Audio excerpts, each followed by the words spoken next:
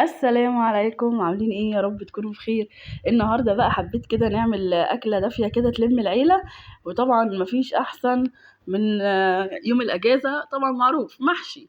هنعمل محشي كرنب النهارده كده زي ما انتم شايفين. جبت بقى الكرنب وسبكت تسبيكه، وهو فيديو سريع كده بس حبيت تشاركوني فيه. وما تنسونيش بقى بلايك وحلو منكم وشير. ويلا نشوف هنعمل ايه. اول حاجه كده سلقت الكرنب بقى، وجيت هنا قلت بقى اقعد على ترابيزتي كده واجيب صينيتي واقعد بقى ايه اقطع كده معاكم الكرنب. بوريكم بقى كده الكرنب ده تقطيعه. انا كنت بقالي كتير جدا، غبت كتير جدا عقبال ما اتعلمت اصلا اقطع كرنب. معرفش ايه اللي كان صعب فيه، بس معرفش ما كانش بيظبط معايا. فاخيرا ظبط يا جماعه. بصوا ظبط ازاي. ابتديت كده اسلقه واقطعه، وهبتدي احشي يعني. النهارده بقى عملت محشي كرنب بس. وهكمل بقى تقطيع، بقول لكم هكمل تقطيع وهنرجع تاني. ودي بقى الخلطه بتاعتنا الجامده جدا. احلى بقى محشي في الشتاء هو محشي الكرنب. كرنب بقى والقرنبيط والحاجات الجامده بتاعت الشتاء دي، زي ما قلت لكم الفيديو اللي فات. كان في حاجات اكلات حلوه جدا. اكلات الشتاء طبعا، والخضار بقى بتاعه كل حاجه حلوه فيه. حطيت كده كمان الخضره، وانتوا عارفين بحب اسبك الخلطه كمان على النار بعد ما بتخلص، يعني بعد ما بعمل الصلصه وكده. هنا بقى خلصت لفيت الكرنب بتاعي كله، الكميه كلها. هسقيه كده بشوربه. كنت سلقه فراخ بقى، قلت هسقيه بشوربه الفراخ طالما موجوده يعني وكتير. لو موجوده بقى وكتير بسقي منها. لو حبه صغيره بقوم عامله نص من الشوربه يعني، وكمل عادي ميه. بس طالما الشوربه كتير خلاص هسقي ايه بالشوربه. ولازم تهزي كده الكرنب بتاعك بعد ما ياخد الشوربه بتاعته او الميه، علشان ايه تضمني ان هو مستوي ويطلع كويس. ودي بقى ايه شيلت كده معلقه من التخديعه بتاعه المحشي يعني، عشان كده ايه احطها على الوش. بتدي لون طعم ريحه يعني فظيع. بتدي طعم كده ولون للمحشي حلو قوي. وبس كده خلاص بقى هبتدي هديله كمان مغرفه كده من الشوربه، عشان يكون كده الشوربه بتاعتي مغطيه المحشي. عشان بقى ايه بعد ما يغلي اوطي عليه وما افتحش بقى خالص غير لما يستوي. بس كده تمام خلاص. هغطي عليه بقى واسيبه. يعني عملت كده الصينيه ديت ايه يعني اقلبها على طول للغدا يبقى هي تمام. طبعا ما فيش محشي بقى الا ايه ما يحلاش جنبه. ما فيش محشي ما يحلاش الا بالملوخيه. الملوخيه بقى، وانا من عشاق الملوخيه يا جماعه، يعني بجد ليهم حق.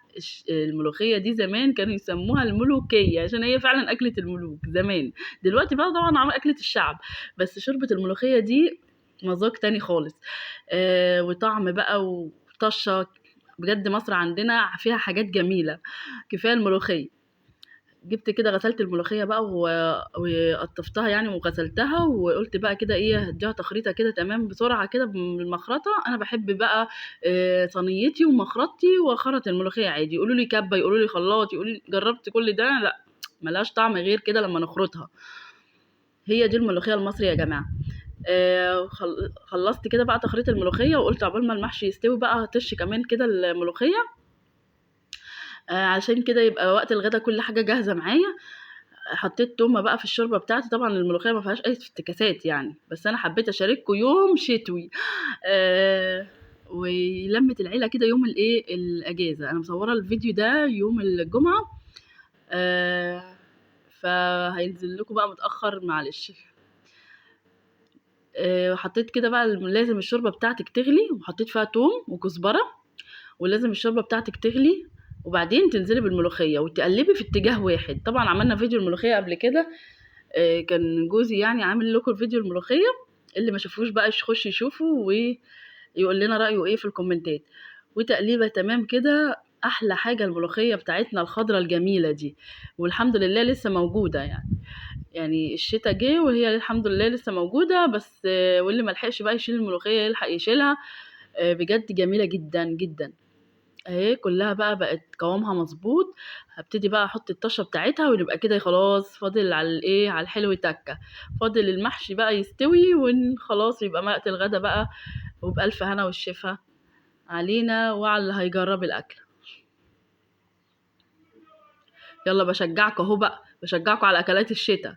مين زي اللي عنده بقى اكله كده برضو للشتاء؟ 16 بقى يا جماعه، مين هيشهق معانا؟ آه اللي عنده بقى اكلات للشتاء يا ريت بقى ايه يكتب لي في الكومنتات، عشان احنا كلنا كستات بنحتار كل يوم في الاكل. عايز نعمل اكل ايه؟ هنعمل اكل ايه؟ بس كده وخلاص بقى، حبيت كده ايه اشارككم كمان وانا بغري في الاكل. طبعا جبت طاجن بقى الملوخيه كده، قلت بقى طالما احنا متدلعين بقى النهارده نعمل بقى زي المطاعم، نجيب بقى طاجن الملوخيه كده ونغرف فيه الملوخيه. وكده خلاص الغدا بتاعنا النهارده الشوربه والمحشي والملوخيه، وكان عندي كده كام فلفلايه كده حشيتهم، قلت طبق يعني كده جنب الغدا.